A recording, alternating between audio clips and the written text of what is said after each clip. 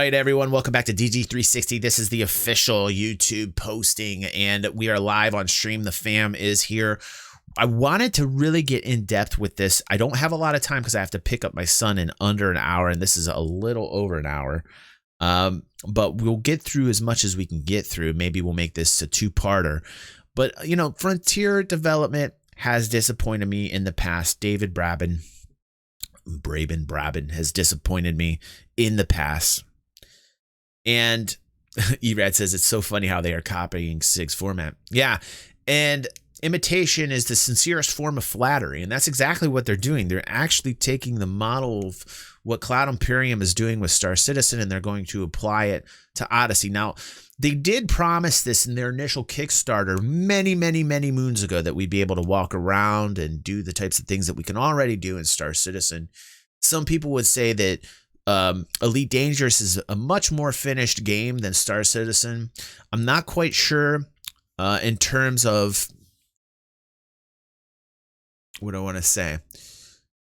Feeling as if you're in truly an MMO versus Elite Dangerous and Star Citizen. I actually feel I'm much more in an MMO when I play Star Citizen over Elite Dangerous right now, because I can actually, you know, team up with friends easier, do things, those types of tasks easier in Star Citizen than I can in Elite Dangerous.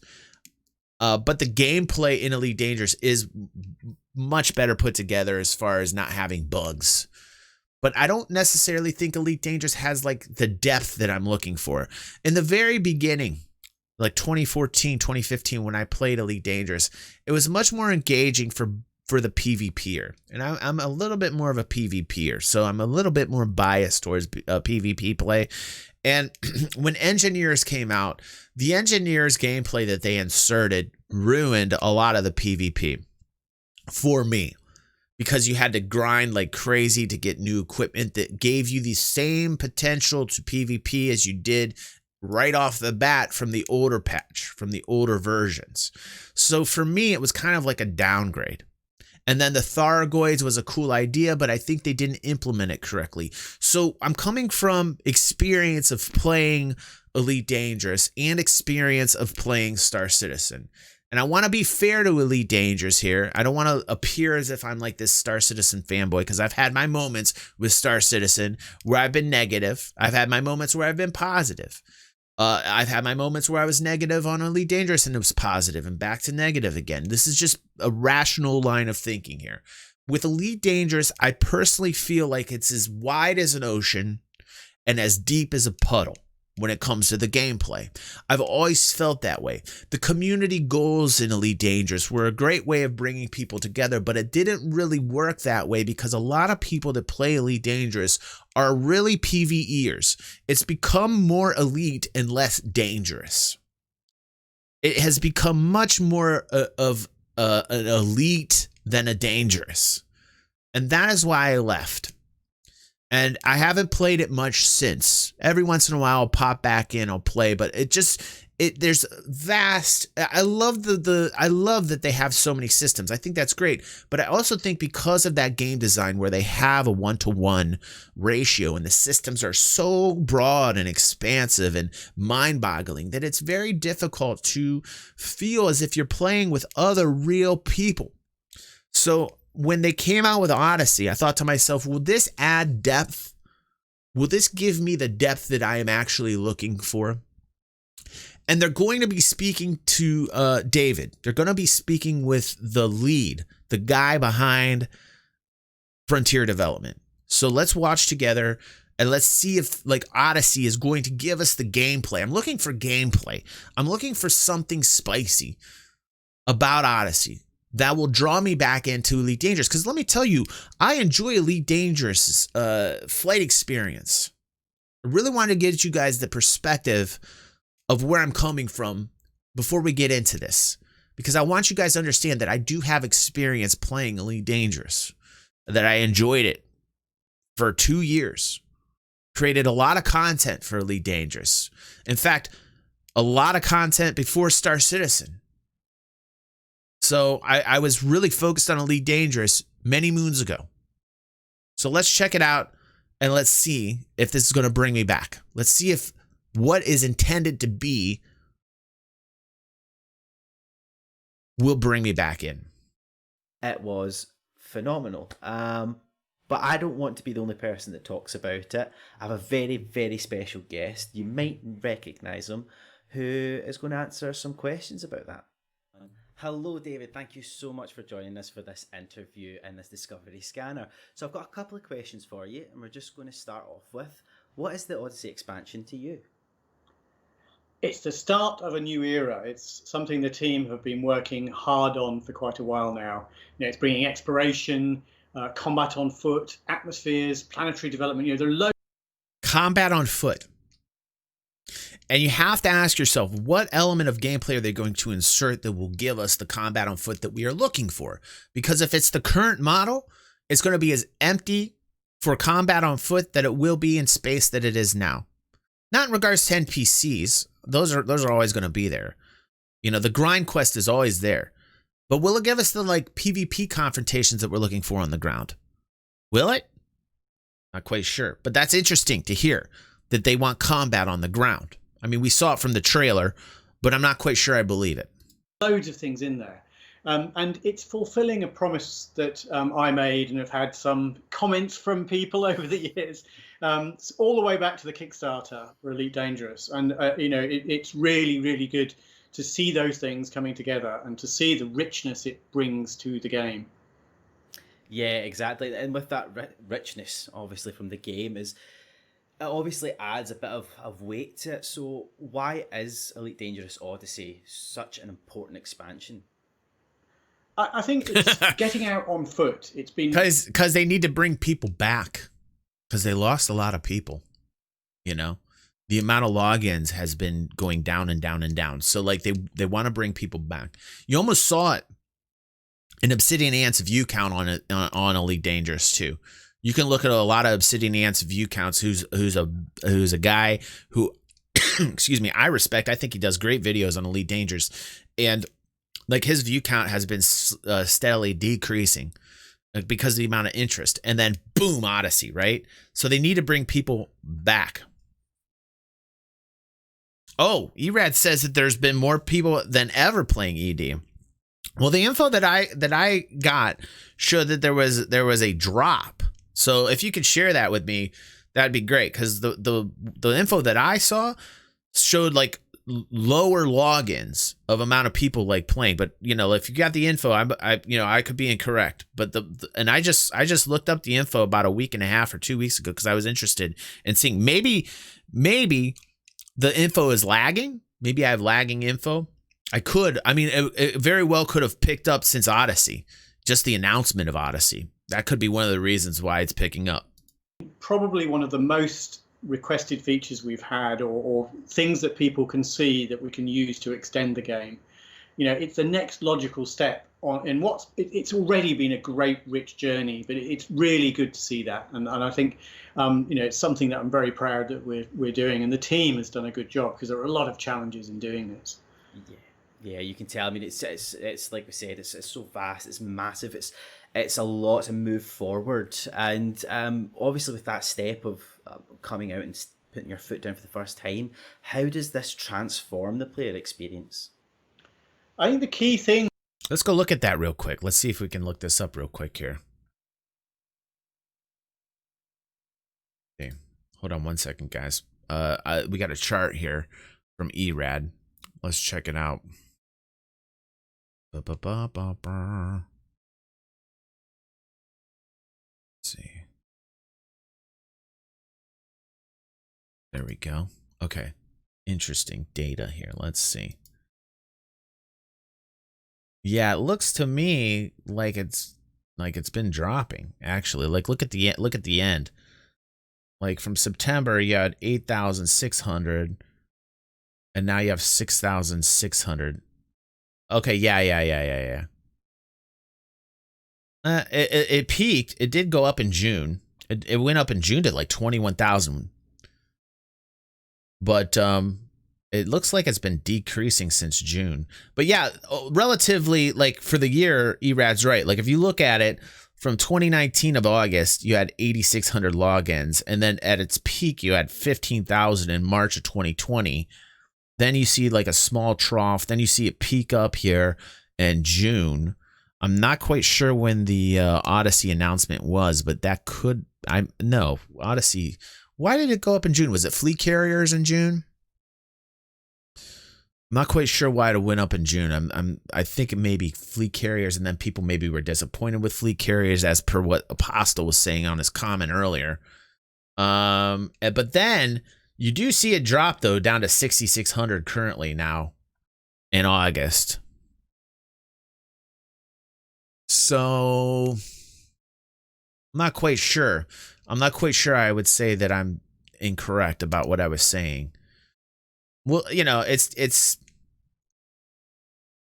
looks like there's a lull. Like it looks like from July, like mid-July down to, I mean, we're only talking a month's worth of data here, but from July down to August, it looks like it's halved. And yeah, Apostle's saying they broke fleet carriers, and I go ranting about the carriers. I got a video on the channel about carriers. You guys can watch it, and it's very justified about what they did with carriers and how they really messed up. Like Frontier Development messed up, in my opinion, with fleet carriers, and you guys can go look at that. But let's get back to the the discussion here, this diary, which I think is cool. I'm glad they're doing this. I'm glad they're being more open and transparent, really, because anytime you can engage with the person behind the concept of it, the initial concept, the creator, it always connects with me. Like, I like that. So I like to hear the passion. I want to make sure that they're going in the right direction this time with Odyssey. Let's keep going. Is it brings, if you think of it as millimeter scale, sort of on foot scale, to what's a gigantic play space. You know, we've extended the play space in the upward direction absolutely hugely over the years, you know, to include the whole galaxy and literally trillions of planets in hundreds of millions of star systems. But it's bringing that on foot personal scale, I think, makes all the difference. Which is a double-edged sword, you know, like, it's cool that they've got that many systems, but on the other hand, like, there's that many systems, and it feels like, hey, the player base is spread out amongst that many systems. What's up, Donnie? Welcome to the stream. You know, and essentially makes the play space very much bigger because of the scale you get from that, because of that feeling when you stand next to these ships. Even ships like the Cobra are really big compared to a human. And I think up to now, that scale has been a little bit lost. And then you see the sheer scale of an anaconda. That's cool. That was the great thing in the early Odyssey reveal. I'm really looking forward to the planet you tech. just see the sheer size of it. And even then, you don't quite know the relative scale, you know, as it flies over you. You know, it's that personal level. And I think atmosphere. I think they are, Dev. I think they are. On a planet's surface. They bring it much more down to, I was going to say down to earth, but I suppose I can say that. But, you know, it's the comparison. It's the personal experience. Right, dude. Seeing skies, you know, the day-night being very different, and all of that side of things. You know, the light scattering you get with the thin atmospheres that we're introducing. Yeah, exactly, and it's going to be such a marvel, I think. And from what's been on the developer diary, if some people have seen it, they'll know that that's a really important point to it. But for anybody who hasn't seen it yet and is tuning in tonight, can you give an overview of what we're going to see in the developer diary? Well, it's really just a first look at loads of different elements in the development of Odyssey. Obviously, there are loads to come, but just specifically planet surfaces and the development of the planetary simulation, which is a very rich, very complex thing to do, because we're not just doing it on 1 or 2 or even 5 or 10 planets. We are doing it on trillions of these things. And I think that's what's really important and challenging, because each one is a multiplayer environment where people are exploring and, you know, getting into their SRVs, getting into their ships, you know. Like, you see where he said getting into their ships as well. So I'm interested to what the transition is going to be from going from the ship to outside the ship. Will they have like a graphic playing as you go down outside the ship, or will you just like magically appear outside the ship? I think that's how they're going to introduce it initially, Apostle. And Apostle says no ship interiors though. And I absolutely agree. You should be able to, and they might not be able to do that. because of the modeling, because of the way they've actually, the architecture that currently exists with Elite Dangerous, they may not be able to you may not be able to walk around the ship. I know that, with the update from years past, you can look around it. I know you can look around. I create a character that looked just like me, which is awesome, with the scar down his face, but he looks like he has a soul patch and everything. And I love that you can look around the cockpit, but I'm not quite sure that the architecture exists to where you can actually walk in the ship. It might not. You look at the transitions with your rover, you look at the transitions that you have with your rover, and driving around, and you can see that perhaps they won't be able to do that. Donnie says, contrary to popular belief, SIG is pretty supportive of Frontier development. I think CR even stated something along the lines of less about competing and more about pushing. Yeah, I think it's more of a, yeah, I agree with you, Donnie. I don't think there's too much competition there. I think those two are actually helping one another out. There might be slight competition in terms of like grabbing eyeballs and grabbing people playing the game. But, as far as like any kind of animosity between the two, I don't believe that there are, Donnie. So I do agree with you, man. Call sign says, I have to say getting milestones, plans, or benchmarks for updates is far better than getting nothing at all. Cough Modern Warfare. If something is being changed or added or fixed, tell me at least you know about it and are working to fix it. Yeah. You're seeing a lot of companies come out, publishers, developers. You're seeing a lot of like more transparent. You're seeing much more talk about what it is that they're creating on the spectrum of the gaming genre, which is great. I think that's great. I think it's important to open dialogues with the people that are playing the game. I mean, you want that. You definitely want that. A Polygon article interviewed them, and they said no ship interiors yet. Yeah, and it is disappointing, Apostle. It is disappointing. But like you gotta also think about the fact that they've got this many planets that are going to have these updates. And initially I was thinking that it couldn't be in every planet, but it sounds to me like David is actually saying that every planet is going to be retextured, rescaled, new lighting. That's huge. That's absolutely huge for the game. But what will we be able to do on them, right? Dev says, from what I understand, a lot of the issues in SC is keeping track of when you are in a ship and when you are not. It's hard enough without doing that retrospectively. Yeah, retroactively even, Dev, right? The guy is Glaswegian, don't ban us all. He's talking about the area that he's from. It's got to be tons to go back in and basically give facelifts to every single planet and every single system. That is a huge technical accomplishment. I mean, that is huge. So I give them kudos for just doing that. That would be ridiculous. I mean, think about it. That is an achievement into itself. It really is. All of that, if they can do is a challenge to be done, and it's. I take my hats off to the team who are doing it. Done a really good job. But that's what you'll see. This is just episode 1. There's a lot more to come. Yeah, there's going to be. Saying that it's just that's an understatement. I feel like that's the biggest understatement ever. I feel like this is going to take a lot longer than people are expecting it to. We'll see. Just my personal opinion. Episode 1 and the vast amount of work that has been. They're taking their cue from Cloud Imperium. They really are. This is the first developer diary. Can you give us an insight at all of what's still to come? Well, as I say, this is just a glimpse. But the important thing here is, we're expanding the elite experience, and actually we're transposing that to be on foot. So you get that richness of the world. You're interacting with other characters. You're taking on missions. You're executing missions. Things are going wrong. You're making things go wrong for other people. All of these things, in the traditional way you do within Elite. There will be further diaries to come. We're looking at things like social spaces, gameplay, how the missions work, how combat works, and how further environments work. There's a lot of richness to come that really sort of gives a feeling of what Odyssey is going to be. And then, of course, there's Odyssey I like itself. that. He's got notes. Yeah, and obviously with this being the next step, it's going to be a lot of changes to the planetary tech, I assume. And absolutely, that's going to be massive for our engine, the Cobra engine that we use. Could you tell us why that's such a feat? Why that's really important? I think there are several elements to it. It's the whole sort of one-to-one scale brings in a lot of challenges. Right from the start, we've got the richness and the depth of the rendering. I mean, purely from a mathematical point of view, the numeric resolution you need to be able to, show a planet that might be tens of thousands of kilometers, hundreds of thousands of kilometers across, all the way down to a little potato-like rock that might only be 100 or so kilometers across. Same, right? There's that huge sort of dynamic range and the scales that you need to render these things. That you've got draw distances of tens of thousands of kilometers. You can see a planet up in space, and when you're on the potato, you're seeing things in space and vice versa. All of that sort of thing presents a lot of challenges to the team, and they've done a fantastic job. And I think you do get a slight taste of that in the developer diary.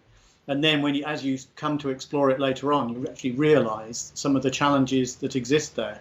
Doing that within a multiplayer world where there are potentially loads of ships landing, people interacting with it. Interaction. Number one reason why Elite Dangerous is having issues. Like, there needs to be more player P2P interaction, player-to-player interaction. I will say this, and I've said it till I'm blue in the face. Elite Dangerous could be such a better experience if there were more player-to-player interaction. And the player base primarily are explorers that like to go solo. And I'm not dissing that type of gameplay. I'm not dissing that type of way to play the game. I understand it's beautiful. People want to go out, explore, be solo and all that. But it tends to be where the community itself has off-branched into this PvE kind of group that doesn't like the fact that there is they don't want that player-to-player interaction. At least that's what I feel. That's how I feel about the overall general kind of community of Elite Dangerous, is that they'd rather be by themselves. They'd rather play the game without any hassle. They don't want people around them. I want more of a true MMO. A true MMO with Elite Dangerous. I have.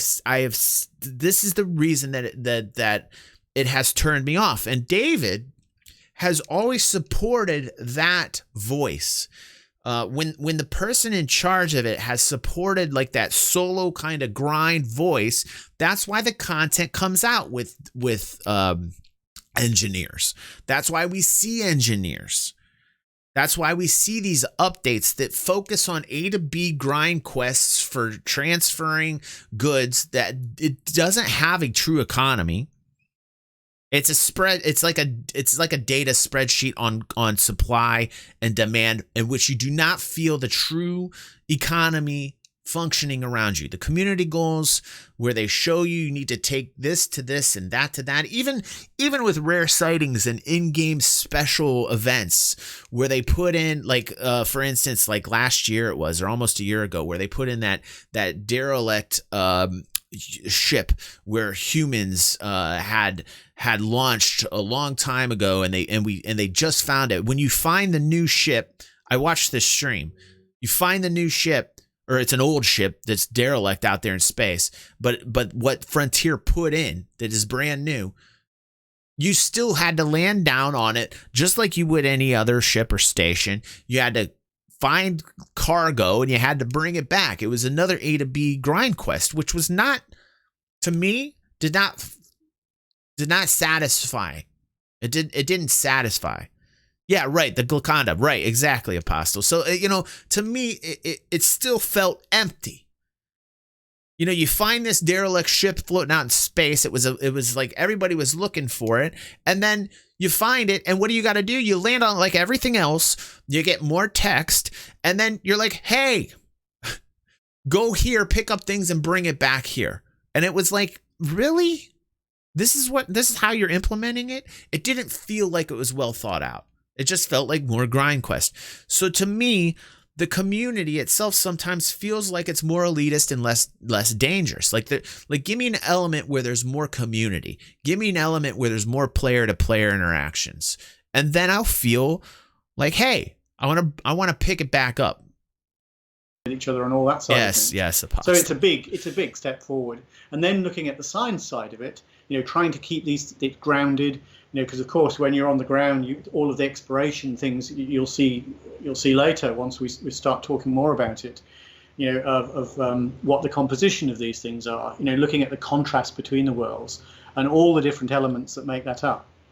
So exciting stuff. Very exciting, and it sounds like quite a lot. And like you said, that the team have done such a phenomenal job in moving this step forward. And we're sort of call sign, sort of. And I've got one last question for you. Yeah, vital message for the community out there.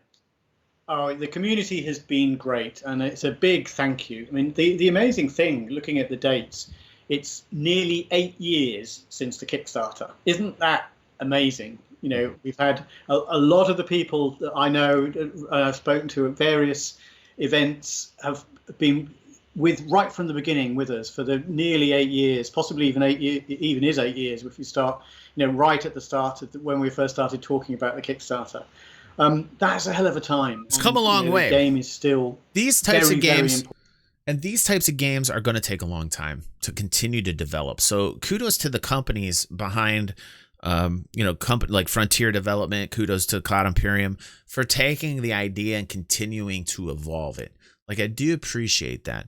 I do appreciate that this might not be going the direction I want it to go in, at least up until now. Hopefully Odyssey will fix that. But I can say, in terms of like what the companies are doing, kudos for them for continuing to at least evolve or expand upon the initial idea. And I think that's what people don't get about games like these. Every time I start seeing people rail against games like these, they don't understand that this is not like a GTA 5. This is not a Fortnite. Games like these, with the scope that there is, continue to take years upon years upon years of development. They're always going to continue evolving. There's a lot of people that have this disconnect, and they don't understand that about games like these, especially sci-fi games and the expansiveness of the universe. So like these things are going to take time to develop. So I do appreciate companies like Frontier Development and Cloud Imperium that will continue to evolve upon the idea. Important to people, including me, but still EVE Online, we've got EVE too. As many players, actually more players than ever now. That's the fantastic thing. And so bringing that richness, bringing that love, that wonder of space. I mean, before even the First Elite, but particularly with Frontier, I remember looking up at the night sky, and even though I'm an astronomer at heart, I didn't really bother about things like constellations and all that sort of thing, because it felt to me that less important than the astronomy behind it. But then it gave the sense of place that I got from Frontier, and of course from Elite Dangerous, much more so now, of recognizing stars in the sky and saying, oh, I've been there, and knowing what's there. Good.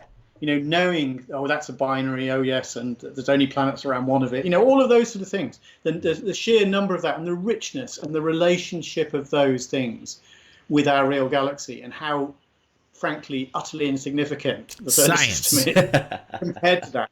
You've got to scroll, you've got to know what you're doing to even find the sun, other than the fact that it's easy to do with the search. It's all of those sort of things. It's that rich community. It's the love from the community, the people who care about this game. And yes, people get very angry, and I know sometimes that anger spills over when what we've got isn't quite exactly what people want, but we're doing our best. And I think what we've got is an incredible recreation of the galaxy, and that is just going to get better with Odyssey. Mm-hmm. And I think it's important to note that anger is sometimes fueled by the passion and the love from the game, which absolutely. Is people care, and caring is important. We all care. Yeah, 100%. So thank you. Okay, so if you do, it's been great. If you do, then you have to listen to all sides of the community, not just the loudest people. I feel like the David and Frontier always listen to just the loudest people. The loudest people aren't always the right people to listen to. It's just the most vocal. And a lot of times the people that aren't saying enough get factored out. I think it's important for especially those people that like other gameplay experiences other than just the exploration aspect of it or the grind quest of it. If there are people that want more player-to-player interactions, that they need to start voicing up. I think they do, but I think that they get ignored a lot. I really do. What's up, Flaya? Welcome to the stream. I think that happens in most games in development too, Redbear, I really do. Yes, no, and thank you, David, so much for coming on and talking to us about this amazing step forward for Elite Dangerous. I love and Eve. the I love build-up to Eve, Elite Flea. Dangerous Odyssey. So after talking about it so much, I think what we'll do is we'll say goodbye to David. Thanks again, and we're going to go and watch Developer Diary. So stick around and enjoy. Well, that was all of David that we got to see. Interesting, that's not the whole video. I'd have liked more of that. DY, thank you for that subscription coming in like that with that Bengal goodness. Thank you, DY, for that awesome subscription, man. I appreciate you, bro. DY's always here throwing down support for the channel. Thank you so much, dude. Thank you. So that was interesting because that's just the first 15, 16 minutes of the video. And we had a lot to say about it. I think we'll leave it there. I got to go pick up Devin here in just a little bit, but I will be back later tonight, and we will probably go over more of this on a future DG in the morning stream. So don't worry if you guys want to see more of this. I think we might do that if you guys are cool with that. Those people that are watching this on YouTube right now, if you want to see more of that, say it down in the comments below, and we'll pick up where we left off.